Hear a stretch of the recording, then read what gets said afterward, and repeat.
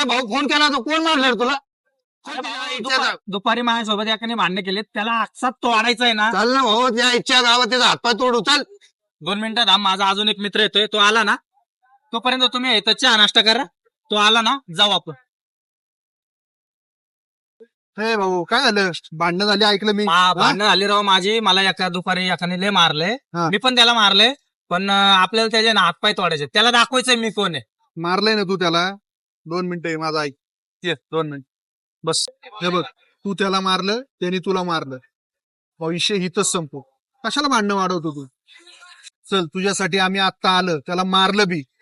मारता मारता काही कमी जास्त झालं, आमच्यात नाही घुसणार, तुझ्यात घुसणार ते सगळं. उद्या जर पोलीस केस झाली, कोर्ट कचेरी झाली, पैसे झेपणार आहेत का तुला? आई वडिलांना खेट्या मारायला लागणार ते वेगळं. अरे हाल कसले होतात घरच्यांचे, जरा साधा विचार कर. समजा त्याला आज आपण मारलं, ते काय सोडणार आहे का? तुला बदला घेणार नाही का? उद्या तू कुठे एकटा फिरायला गेला, बाहेर गेला, तुला एकट्यात गाठून जर त्यांनी मारला, घरच्यांना तू एकटाच आई वडिलांना, जरा विचार कर शांतपणे. अरे भाऊ, हा तर सगळा विचार मी केलाच नाही रे. बरोबर बोलतोय तो. मग आता ही पोरं आले, त्यांचं काय करायचं? चल समजवतो मी त्यांना.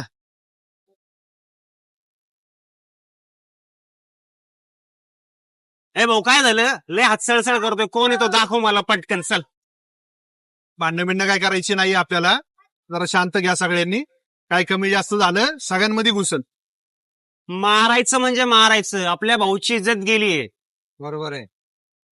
भांडणं केल्यावर इज्जत जाईल म्हणतोय रे, आणि कोर्ट कचेऱ्या चौकीत नेल्यावर जेलमध्ये टाकल्यावर तेव्हा इज्जत जाणार नाही का तुझी? चला नाश्ता करायला चला. टाका ते आणि तिकडे चला.